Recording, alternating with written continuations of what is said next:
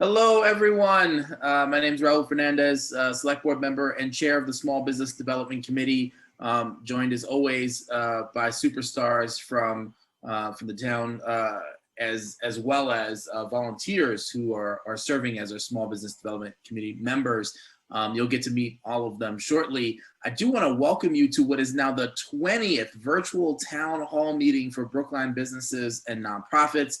We do have a ton of updates and a couple of important announcements for you today, but before we get to those and take any questions, I wanted to give a quick recap of the past several months for those of you who might be joining us for the first time today. Back in mid-March, at the start of the pandemic, the town's Small Business Development Committee began hosting these virtual town hall meetings on a weekly basis to offer support and information to Brookline's businesses and nonprofit community, and to help keep the lines of communication open between the town and businesses. In July, we transitioned to monthly meetings and will continue to host these virtual town halls for as long as they remain helpful to businesses. Over the past few months, a few of our virtual town hall meeting attendees have reached out to express interest in joining the Small Business Development Committee and working on initiatives to support. Meredith will pop our info into the chat, along with links to the Small Business Development Committee's info page, as well as a link to the town's committee application portal. Thanks, Meredith. In other Small Business Development Committee news, this Monday, October 5th from 5 to 7 p.m., the committee will be holding a public hearing on several business-related warrant articles that will be voted on at town meeting in mid-November. So if you're interested in learning more about the town meeting process and the business-related issues that town meeting will be considering in a couple of months, please join us and contribute your thoughts and comments. Meredith will be posting that meeting link in the chat as well. Bit of housekeeping, these meetings will be held on the first Thursday of the month from 9 to 10 a.m. via Zoom. Our next meeting will be November 5th. We will, of course, meet more frequently if there are any major developments, such as changes to the state's reopening plan, but for the time being, we'll continue to meet monthly. In addition to Kara Bruton, Director of Economic Development, and Meredith Mooney, Economic Development Planner, who are virtual town hall regulars, today we're joined by Deputy Chief David Randolph from the Brookline Fire Department, as well as Todd Crane, the town's Transportation Administrator. Welcome, Deputy Chief Randolph, and Todd, thanks for being with us. Really appreciate you being here. Before we turn it over to the town staff for updates, Debbie Miller, Executive Director of the Brookline Chamber of Commerce and a member of the town's Small Business Development Committee, has a quick update about this year's First Light Festival, which, like a lot of things this past year, is going to be a little bit different. Debbie, take it away.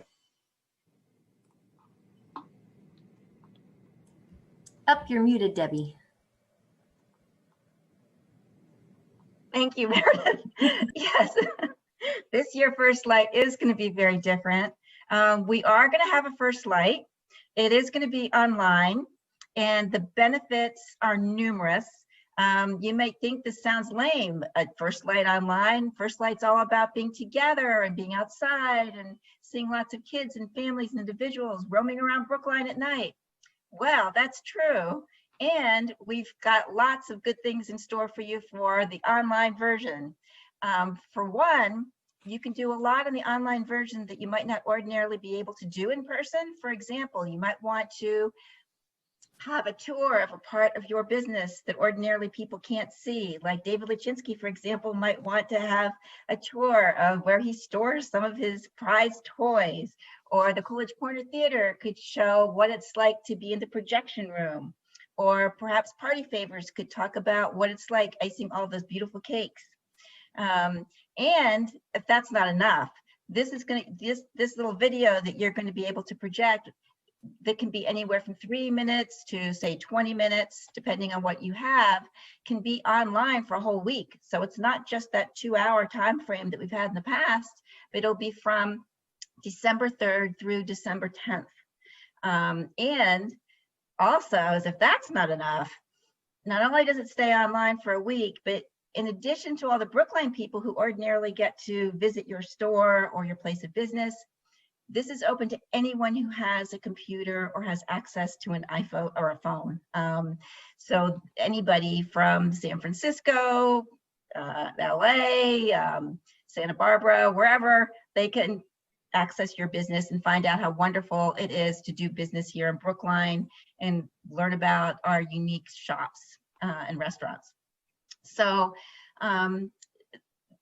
in a nutshell, without going into too much detail, your link will reside on the Chamber's First Light site. The video itself will be on your website. Our link will take guests to your website. We've already had 2 workshops to explain the details to people, and we're happy to have some more. Meanwhile, if you have any questions about it, feel free to let us know. Today is actually the last day. The deadline for the early bird special, if you're a host, is $50 to sign up. And as of tomorrow, it will go up to $60. We do have some sponsors. We already have quite a few signups for hosts, and we hope a lot of you will participate. All right, thank you, Debbie. Appreciate that. Now I'm going to turn it over to Kara for some reopening and public health updates. Good morning. So there are several recent developments at the state level to report. First of all, extension of tax relief for small businesses. The Baker administration, in partnership with the legislature, recently announced an extension of the administrative tax relief measures for small businesses. This includes the extension of the deferral of all of the regular sales, meals, room occupancy tax for small businesses that were due from the March 20 through April 2021 period. So we're still, all of the taxes, even now, they will not be, they will instead be due on May 2021. And Meredith is gonna, as I'm announcing these, gonna pop links to press releases into the chat box. Last week, the governor announced a change to the restaurant protocols, which was great. As of this past Monday, restaurants can now seat 10 people to a table. And this is an increase from the previous limit of 6. This will apply to both indoor and outdoor seating. The protocols also allow more dining at the bar, although you need to put up barriers. And so that's very welcome for especially our very small restaurants who have just built-in bars as a large part of their seating. Regarding retail protocols for self-service beverages, the administration also released those updates to those protocols. So now anyone that has self-serve beverage stations can reopen those stations in the retail businesses in line with the guidance.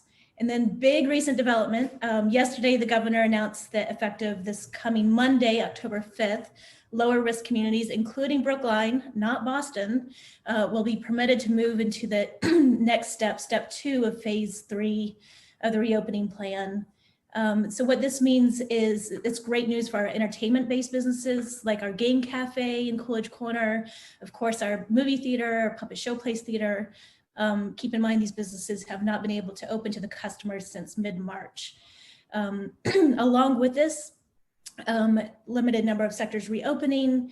There's also tweaks to the protocols, kind of loosening things up some more. So indoor performance venues are permitted to open now with 50% capacity up to a maximum of 250 people. Outdoor performance venues are 50% with max 250 as well. For arcades and indoor recreation businesses, they can open in capacities up to 50%. For the retailers that are on the call today, this also includes some good news for you. Fitting rooms are now permitted to be open in all types of retail stores. And then gyms, museums, libraries are also permitted to increase their capacity up to 50%.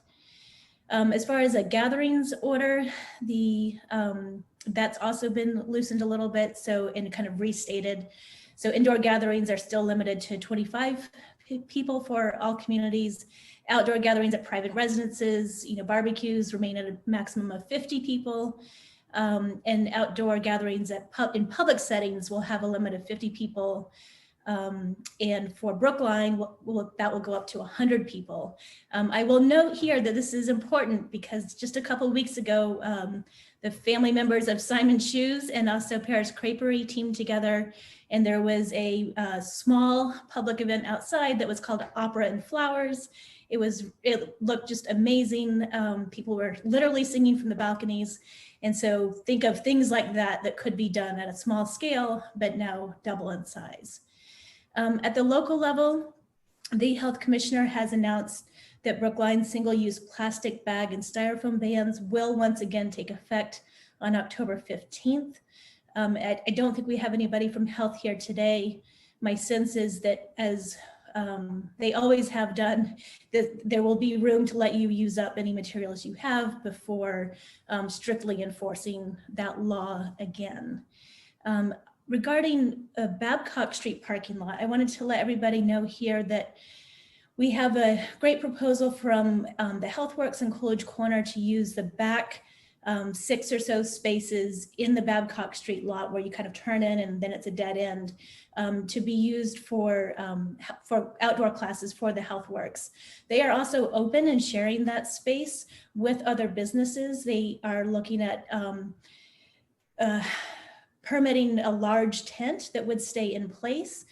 We're at the early stages of talking about this with all the departments for permitting, but I did want to mention it here because HealthWorks is interested in sharing that space with other businesses if they want to do, you know, a one-day tag sale or something like that. They are not planning on using that space Friday, Saturday, or Sunday afternoons. So it's important as we think about what permitting route to take to know whether this will be just for the HealthWorks or whether other businesses would also like to be a part of this effort. So if you could please just email me if you're interested in sharing this space and we can get kind of a good package together for a proposal.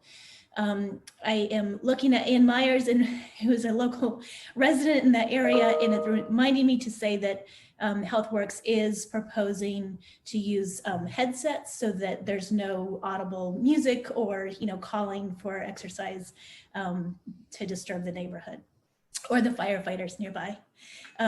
Finally, I wanted to let you know that the facade loan program is something that the town has had in place since I think for now 20 years. And this is a zero interest loan program. It is a loan, not a grant, but applicants can receive up to $15,000 for eligible improvements to anything like your knee wall, your windows, your doors, anything that's that barrier between public and private property. And the reason we're mentioning it here is because we know that there are many people who feel right now more comfortable in restaurants and stores that are more airy with more open windows in the foreseeable future. And we want to just bring this up again as a resource to make sure that you are aware of it.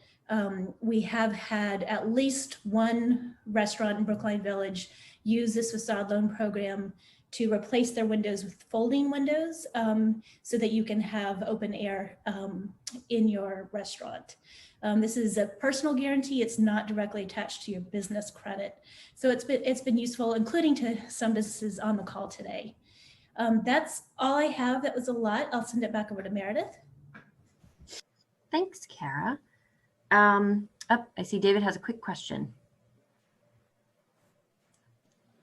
Hi there. Kara, thanks. That was terrific. I had two specific questions for you regarding some of these new updates. Number one is, were there any updates with respect to occupancy inside the retail businesses? I know we've all been capped down at a fairly low number since we're allowed to open, and given all of these other implications here, it sounds like we can relax some of those restrictions. And the question is, by how much? It's question number one.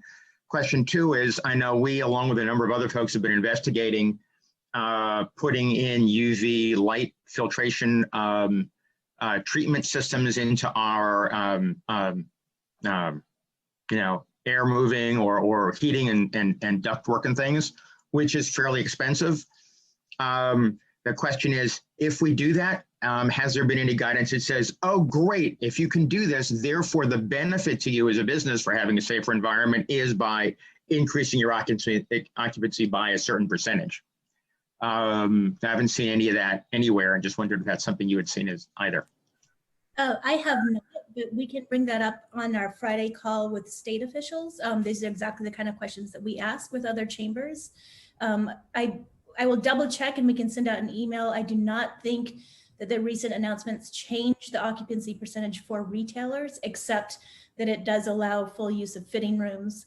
But we will double check that and get back to you. I do see the recent announcements at different levels as a sign that, you know, the governor is looking surgically at what restrictions and protocols are in place. And he's not just, moving the meter horizontally about which phase are we in, but he's also changing and editing and refining the protocols that are in place. So I wouldn't be surprised if there's more of that. If you listen to his speeches very carefully, you'll hear him refer to the fact that, we are definitely on the tipping balance of going backwards with coronavirus or moving forwards. And he talks about what Kathy Bisbee was actually talking about before we started, the difference between, just a total lockdown and figuring out new ways to live and live publicly, for example, for schools to be open and operating. So let me find out about your occupancy question. I'm pretty sure the answer to that hasn't changed, but we will email you. Okay, thanks. Talia, did you have a quick question? Well, kind of a follow-up to David's question about the UV. I was also wondering if that may find its way into some sort of, and this might be a state question also, Kara, but into some sort of grant programming for businesses, for small businesses, because, I know a lot of restaurants have looked into installing that kind of safety protocol, and it is nearly prohibitively expensive. And so if there was some sort of grant program, tax relief would be great, but a grant program or something like that that says, if you're doing this, we'll work with you and cover 50% of the cost or this or that. I just wondering if anything like that has been discussed, either in the town level, or obviously this can go to the state level as well. Yeah, what I'm thinking is there are some limited amounts of funding from private philanthropy foundations, as well as a couple of corporate companies for women-owned restaurants, especially. And I'm wondering if we could pitch something that was like, this is an innovative technology. If you guys can think a little bit more about like how to put together a pitch, then we might be able to find the right avenue to make that happen. I feel like David has talked in past meetings about perhaps being able to share that equipment. I don't know if that's feasible or not. And it would also be helpful. I know Night Moves is talking with our health department about the effectiveness of UV on, game pieces and things that are very small that you wouldn't wash all of them. And so if you guys have research that you can share with me about how it is so much more effective, I think that would also be helpful. Cool, great, thank you. Great. So Todd from Transportation is going to give a couple quick updates. Sure. With respect to the delivery only signs, as most of you know, I believe, once the restaurants were ordered closed, one of the quick actions that we took along with economic development was to create these delivery only or carry out signs for retails and restaurants that were still trying to stay open with that. Those delivery only signs were set to expire as of today. Based on positive feedback from the many restaurants and the calls we've gotten asking to extend those, we're going to be extending those through to the end of the year. So if you have one, those signs will be updated within the next several days. If you don't have one but would like to have one, please contact Meredith and she'll arrange to have them set up.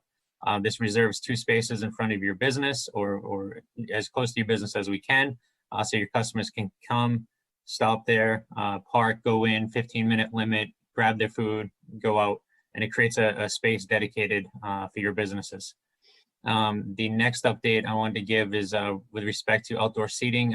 We applied for a Mass DOT grant for $35,000 to purchase various equipment that the town could right now loan out to businesses to utilize, and then at a later date also in the future make available or put out into the public way. What we have wound up ordering are we've worked with the Disability Commission. As you know, sure, some of the concerns from the Disability Commission is ADA access into all of these great outdoor seating areas that we've created. So we have purchased 10 portable ramps that can be loaned out. So in addition to DPW putting down asphalt, if somebody wants a portable ramp instead, that they can put out when they have a customer and then take up when they don't have a customer that needs use like they do in Boston, we'll have 10 of those to borrow once they come in. We have already received 10 by 10 tents the top covered with sidewalls. That Meredith will be releasing a Google form that we can loan out to those outdoor businesses, outdoor seating areas that do not have tents, that however do need tents but can't get a hold of them. As you know, all of these supplies are very difficult to get at this time. So we'll be loaning those out. We have on order additionally tables and chairs. These are cafe seats. So there's smaller tables set 2 chairs per table. That were planned to be put out similar to what the CCMA has done with their table and chairs over the years, where they're for the community to use. So these can either be loaned out to a business, or in the future we plan to put these out in other commercial areas to create these communal seating areas where people can get coffee, sit down, enjoy their coffee, etc. Those are on back order. We're not expecting those for about a month and a half, unfortunately. They're coming from a restaurant supply vendor that we do business with, and everything's on back order. So as we get these in, we'll be working with Meredith as your conduit to make these available to you. And just as a representative of DPW, I would be remiss if I did not discuss this one issue. For those of you with outdoor seating, that includes anything tents or umbrellas or anything that's not tied down or secured. Please watch your emails as we start getting into more inclement weather. DPW will be releasing through the town administrator's office, Tiffany Souza, who does the communication and the licensing with you. We'll be sending out email blasts advising you of inclement weather and asking you to take certain actions. As many of you know who were in town yesterday morning, we had sent out a warning Monday when we heard about the high winds. We asked that the tents be brought down, that the umbrellas be secured and removed, and any, sort of button up your area. And the vast majority of the businesses complied, and that was great. We didn't have issues with them. There are a couple that unfortunately did not comply. And what we came into first thing yesterday morning was Beacon Street blocked in several locations by tables, chairs, tents, barriers that had blown over that weren't brought in. So it's very important that you watch these emails and you comply with this so we can ensure the general safety of the public on the public way. And I want to turn it back over to Meredith. Thanks, Todd. That was the perfect transition to our presentation and update about the outdoor seating program. Thank you. So today we wanted to announce to the business community before this comes up on Tuesday night select board agenda that the select board will be reviewing and potentially approving a proposed policy about extending outdoor seating in Brookline. As you may know, a couple weeks ago, the governor made an announcement that gave cities and towns the flexibility to extend outdoor seating beyond the November 1st expiration date that was first announced back in June. So DPW, fire, the licensing office, public health, we've all developed a policy or proposal for extending outdoor seating. And I've got a short presentation to walk through. So Todd and Deputy Chief Randolph are here. I'm going to go walk through the presentation, give an overview of key considerations for extending the outdoor seating in colder weather. And then Todd and Deputy Chief will help us answer any questions that you might have. All right, can everyone see my screen? Thumbs up. Yes, great. All right, so we talked about October 6th, Select Board is going to be taking up a proposal to extend outdoor seating. By mid-November, restaurants should receive a packet of information with instructions about how to extend your outdoor seating. Again, the November 1st is the existing deadline for outdoor seating, so that's a pretty quick turnaround. So we wanted to try to give restaurants in the business community a heads up so you could start gathering some of the paperwork in preparation for receiving that packet. And then currently as it stands, outdoor seating will be extended through December 7th, weather permitting. Okay, so the quick turnaround if you get your materials in mid-October. So things that you could be looking into or updating right now your certificate of liability insurance. Just double check and make sure that your policy covers you through the extension period. And if you need an updated policy, be sure to submit that to the licensing clerk, Tiffany Souza. If you in your approval were required to get a letter of, in your outdoor seating application for temporary outdoor seating, if you were required to get approval from a neighboring business or property owner in order to have outdoor seating either in front of their storefront or on someone else's property, you just need to provide an updated letter of approval acknowledging the extension of the outdoor seating to December 7th. And then the temporary license agreement, that'll be included in your packet of information. The situation right now in town is that, so we have people with outdoor seating who have it as part of their common victualer's license. And then we have people who have outdoor seating through this temporary outdoor seating program that was made possible by one of the governor's COVID orders. And then we have some restaurants that have a mix of both of them. So for the restaurants that have the temporary outdoor seating approval, the key things is that you're going to have to update us on, are there any new outdoor seating elements that you've added that weren't necessarily included in your original application? Did you add tents? Anything else? We just need to be aware of that. And maybe there'll be some additional permitting requirements depending on what you've added or plan on adding. And then for the restaurants that have outdoor seating approved as part of their common victualer's license, you'll need to submit some additional information on top of that. So just looking at my notes here. Yeah. Okay, so cold weather outdoor seating. This is our first time dealing with outdoor seating at this scale. We now have 70 restaurants with approved outdoor seating compared to 40 restaurants pre-COVID. And outdoor seating typically ends on October 15th. So this is also our first experience with outdoor seating during the colder weather months. So there's a new set of challenges and considerations that come along with that. So we just wanted to quickly walk through some of the key elements of the extended outdoor seating guidelines, which you're going to receive in your packet in more detail, and they'll also be available on the town website.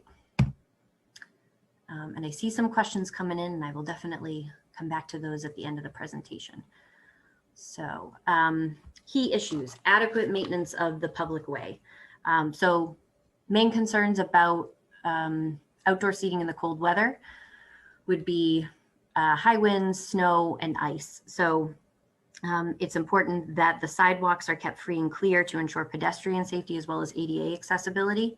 And as Todd mentioned, in terms of snow removal or any sort of inclement weather, it's important that the town have a reliable email contact that we can send these notifications to, so restaurants are able to respond right away. And as we saw, lessons learned from last night, that, you know, we want to notify restaurants so that you can preserve the things that you have out there and your tents aren't ruined, and you preserve the value of the investments that you've made in your outdoor seating materials, but also just to ensure that you know, people are safe out in the streets and the sidewalks with outdoor seating. And so in terms of thinking about snow removal, there's going to be a copy of the snow removal bylaw in your packet. I would recommend that you review that carefully. Think about a snow removal plan, perhaps reach out to a qualified contractor to develop a plan about how you're going to be able to meet the town's requirements.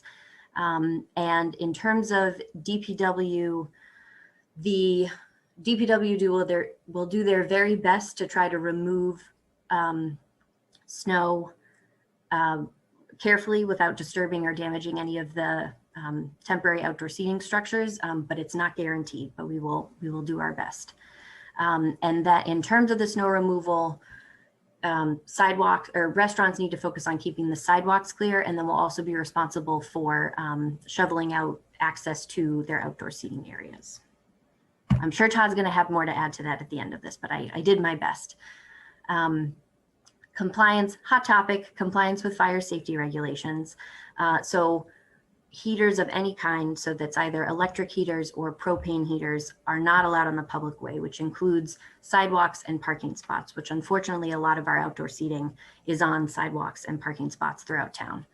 If you are a restaurant with outdoor seating on private property and are interested in using a propane heater, you're going to need a fire department permit for that. And then if you have a heater on private property, it can't be under any tents, canopies, or awnings. Did I miss anything here?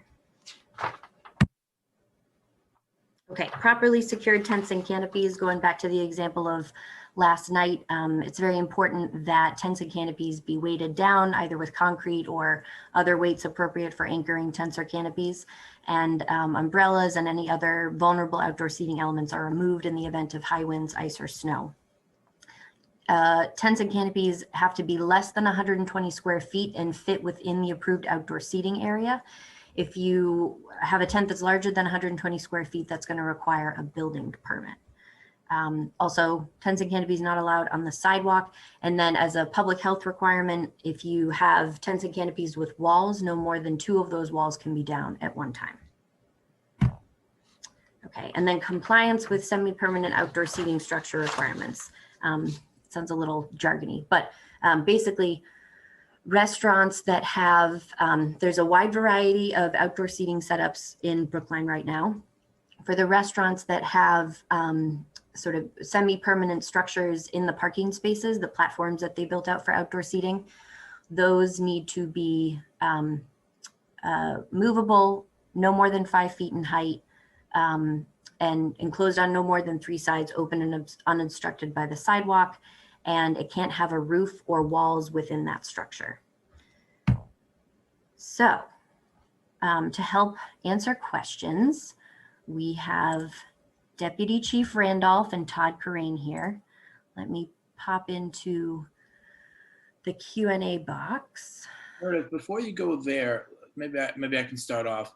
There was a slide there, the one about the heaters in particular, and you listed a number of prohibitions. Are those local prohibitions or state or something else?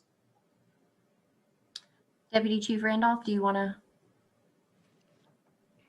jump in? Is my video on? Yep. All right, there we go. Which prohibitions are we talking about?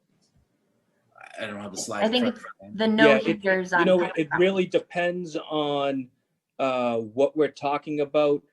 Some of the things about being in the public way or in the street, some of that is town bylaw, some of that is state law. Yeah, this was specifically related to the heating elements. Okay, so that would be part of the code, the fire code.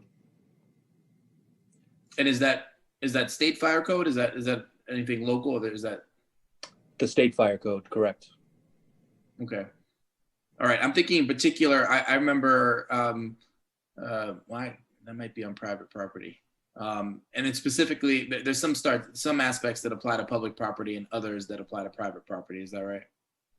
Yes. Okay. Correct. So when we move from residential to commercial, definitely other things come into play.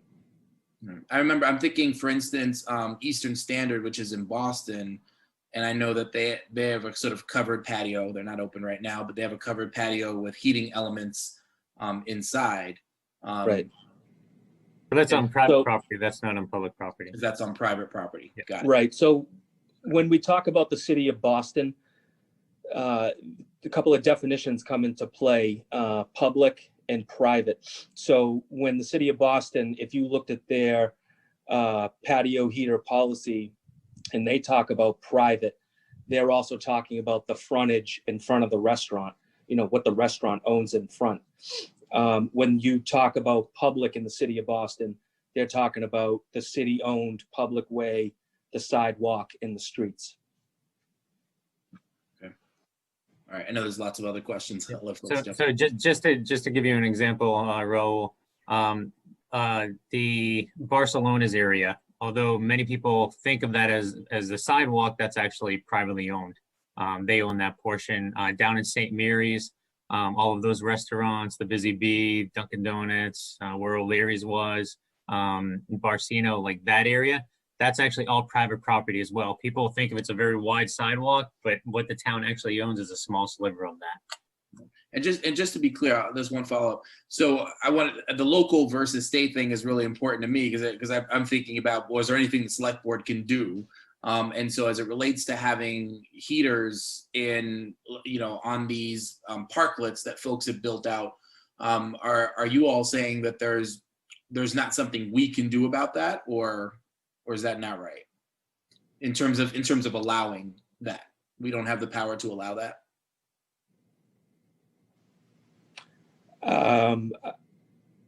I mean, from a fire department standpoint, we'd be hard pressed to approve people putting 20-pound propane tanks in the street. A lot of the setups that you see with the restaurants, I mean, some of them, a motorcycle the barriers wouldn't even stop a motorcycle from crashing into them. So, if you think about, your 20-pound barbecue tank, if something snaps that valve off, you're looking at a small rocket. Where's it going to go? What's the product going to do? So from a public safety standpoint, we'd be very hard pressed to allow putting them in the street. Yeah, and DPW concurs with that. The concern that we have, of course, is, these aren't, typically concrete Jersey barriers that are going to stop a motor vehicle from coming through. And, it'd be tragic if a motor vehicle comes through and there's people sitting there. But it'd be even more tragic if there's a 20-pound propane tank there. Then we're not talking just the outdoor seating area. We're talking buildings. We're talking, they're like, mini bombs essentially that would be sitting in the public area. That would be, the fire department has made a very good case that it'd be an additional threat that DPW is not comfortable allowing within the public way. And what about electric heaters? Same issues there, or? No, electric heaters can be allowed on a case-by-case basis, but if a business was looking to use an electric heater, for commercial use, I'm sure you'd have to check in with the building department and the electrical inspector.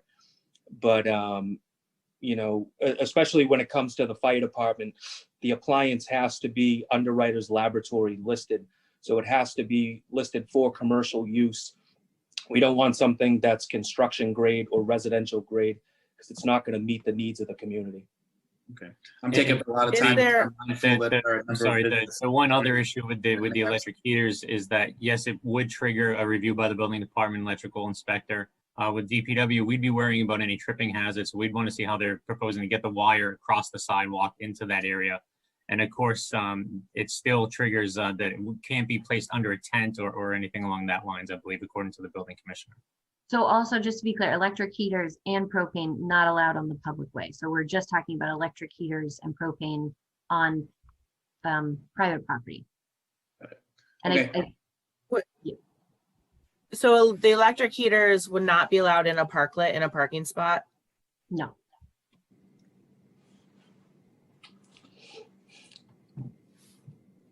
David?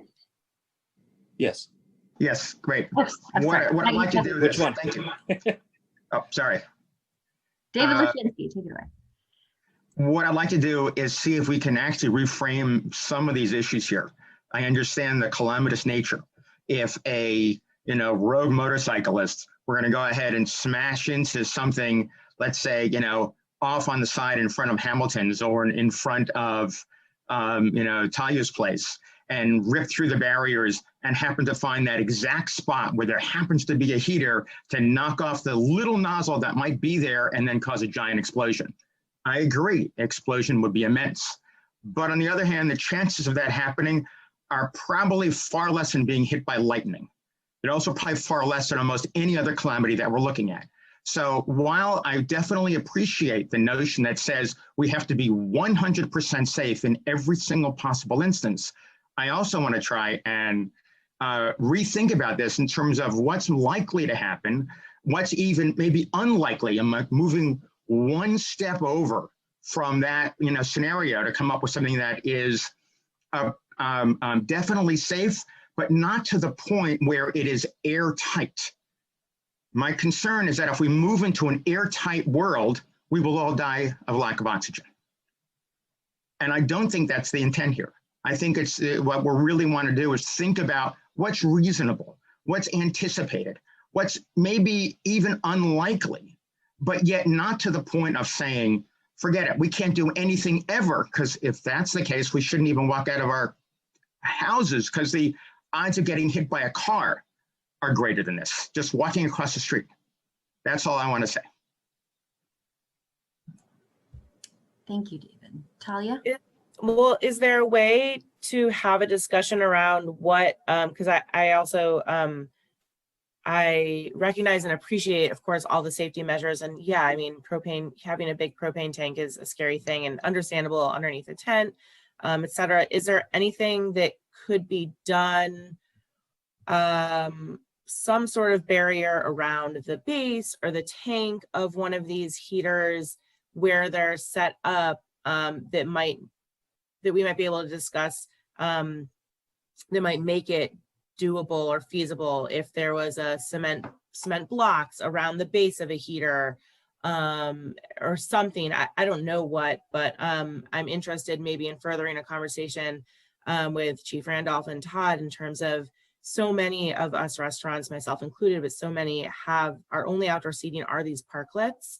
And so for us, the extension of an outdoor seating is great, but if we can't actually heat that space, then no one's going to sit there.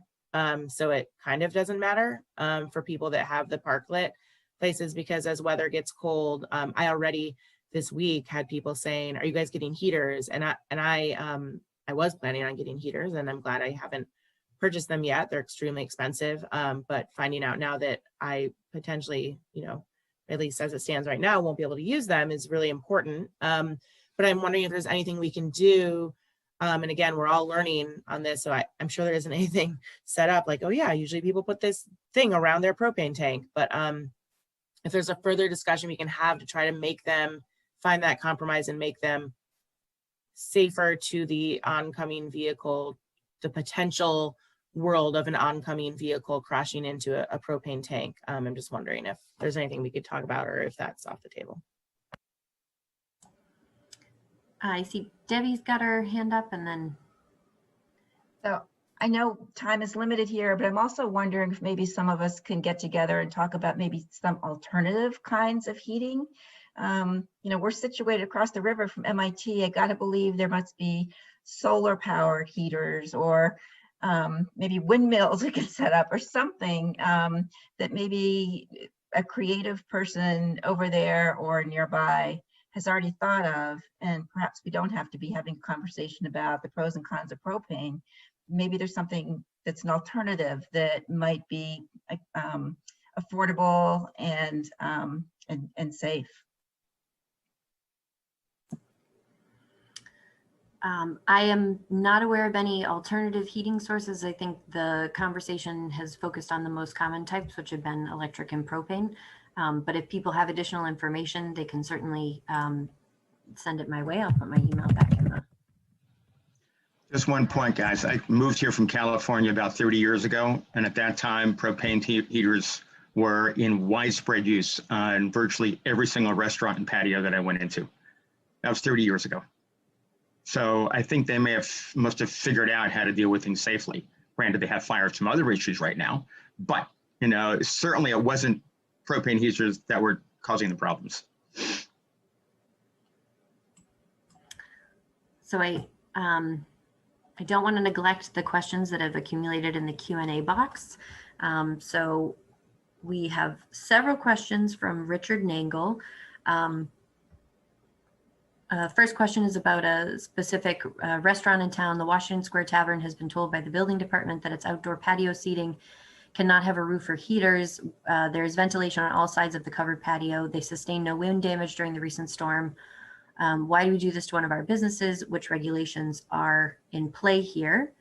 And then Richard also asked, why can't they have a roof? And then is asking other questions about, do we really think heaters are going to start fires while restaurants are open? Extraordinary times demand extraordinary methods. I'm hearing a lot about public versus private. Is private property less flammable? What is wrong with electric heaters on public property? Could someone restate the issue with electric? All great questions, Richard. I wish that, unfortunately, we don't have our building commissioner on with us, who was answering a lot of the questions regarding the electric heaters. So I I can't elaborate on that policy. I don't know if Deputy Chief has any thoughts. So I don't think that the answer is that electric heaters cannot be used. I think that the answer is that if the request is made, it can be reviewed. It just needs to be in a manner that is safe to the public. Just to fall back on the issues with propane and talking about California, within the last year, marijuana is legal. There's different processes for cultivation and extraction. And within the past year, there was a building that was absolutely leveled because of the use of propane. And these are some of the things that we have to take into consideration. The properties of propane, where does it go? It's not like natural gas. It doesn't leak and then go up into the air.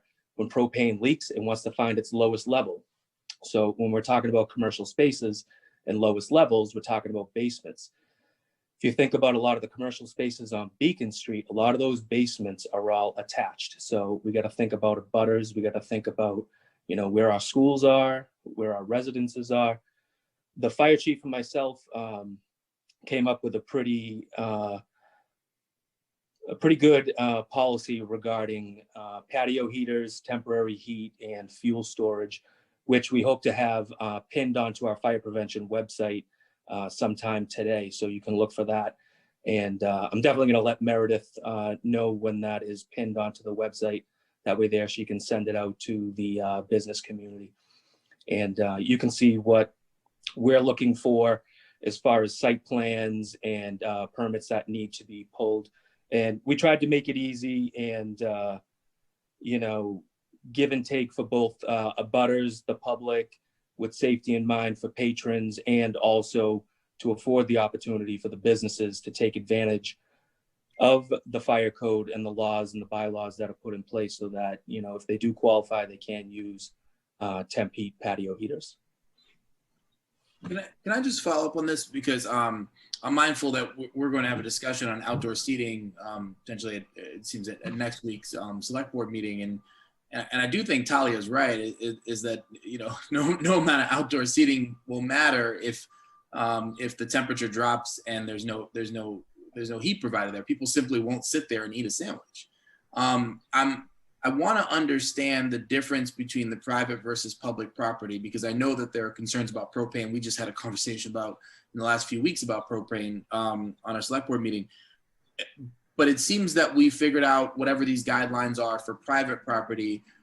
As it relates to public property, is the only concern the potential for a car somehow crashing into a parklet or one of these propane heaters, or is there some other concern that we haven't discussed that we're missing that's specific to public property that concern isn't at least as prevalent or not there at all on private property? Well, safety is always the main factor, but then we got to think about storage and quantity. So, when we talk about the fire code, we talk about the Massachusetts amendments, and we talk about town bylaws. If you take a look at the document that we put together that, spells out what the law and the bylaws and the amendments are, you can't store propane inside a building. You can't store it temporarily in a vehicle. It has to be 5 to 10 feet away from the building, depending on its construction. It's got to be 5 feet from an exit. It can't be in the public way, can't be in the street. It can't be within 5 feet of an exit frequented by the public. So when we take the code and the law into consideration and look at these site plans, that's how we're coming up with it. Okay, it'd be helpful if you can share that with me, and I think because of our conversation coming up this week, maybe members of the board too. That'd be great. Thank you. That'll be included in the select board packet. Great, thanks. I'm going to send that to you right now, Mr. Fernandez. Appreciate you. Thanks. Okay. So we've got a couple of questions also from Brendan Boyle. The presentation stated no heaters under a tent. Does that apply to electric heaters? Yes. I am understanding correctly, if we were to,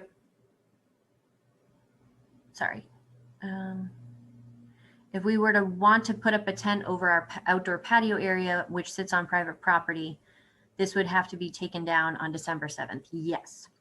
And if you wanted to put up a tent that exceeded 120 square feet, that would require building permit approval.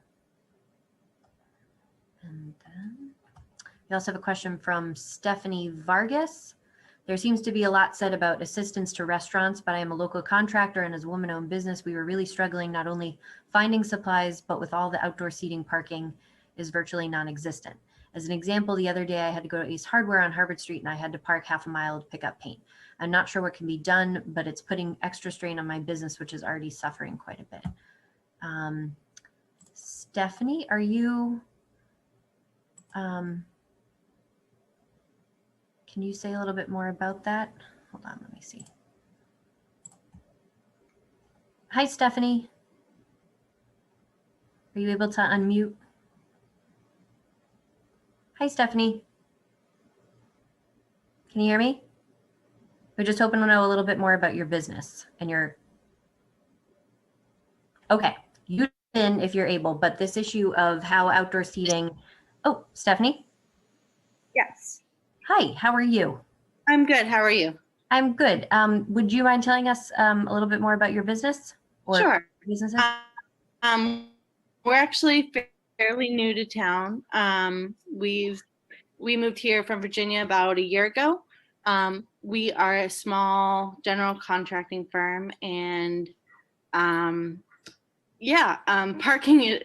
is always an issue in Brookline, but it has gotten a lot worse now that obviously restaurants need to be able to seat people. I totally get it, but it's also, where do we park now? I don't know.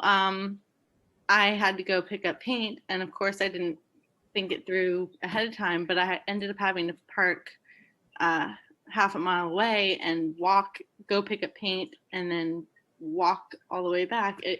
It's just kind of a nightmare. Yeah, I hear you. Thank you for sharing that comment. That was actually an issue that we discussed at our last Small Business Development Committee meeting, where there was some discussion about, how do we retain outdoor seating around town? I think for the most part, it's been well received and people appreciate the vibrancy that it's bringing to the commercial areas, and would like to figure out how to keep that around. But parking is a persistent issue in Brookline, and the issue of expanding outdoor seating and preserving parking, which is also very important to our businesses, is an issue. So that's something that I'm sure the Small Business Development Committee will continue discussing, and I appreciate you bringing it up in this conversation. Thanks, Stephanie. All right, just doubling back to the Q&A. I think we have answered all of the questions teed up in our Q&A. Is there any other questions from the panelists or? No? Okay. So I would say, just to close out this update about the outdoor seating extension program, as Raul mentioned, the select board is going to be taking this up on Tuesday night. The select board agenda should be available on Friday. Select board allows public comment at the beginning of their meetings, and I'm not sure if public comment would be a factor for this particular agenda item, but if you want to submit written comments or sign up to speak at the select board meeting, you can contact Devin Williams, and I'm going to pop her information into the chat here. The meeting starts at 6, right, Raul? Give me a second on that. Do you mean Tuesday's meeting? Tuesday's meeting, yep. I have to check on that to be sure. I thought it was 5 p.m. Could be.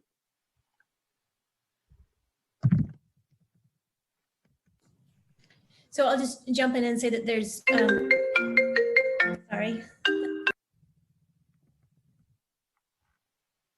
There's two options to speak at the select board meetings. One is during public comment, which is right at the beginning of the meeting.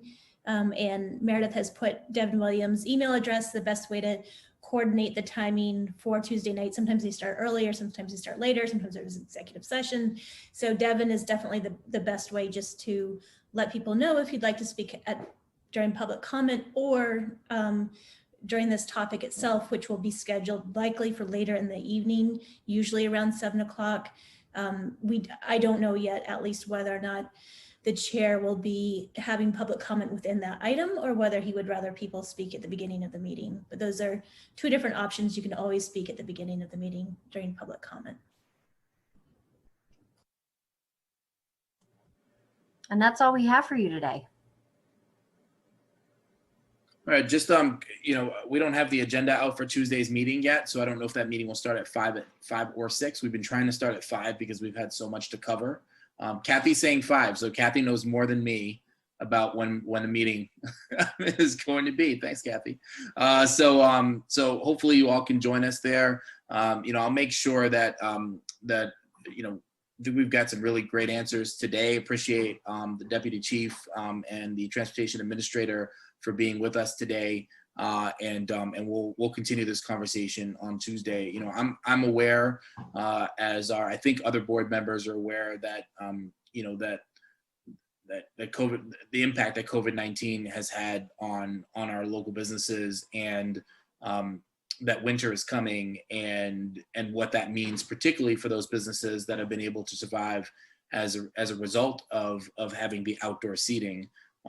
That's been put together by our economic development team and approved unanimously by the board. So you know, I'm mindful that we've got to find ways to make this work if you all are going to be able to continue running your businesses and employing all the people that you do. So I'm looking forward to having a really in-depth, meaningful conversation on this on Tuesday. So thank you all. We'll be back as always. You've got Kara, you've got Meredith, you've got myself. Please reach out to us in between these meetings and let us know what's on your mind and what it is that we can do to help get you through this. Thanks, everybody, and we'll see you soon. Take care. Thank you. Bye.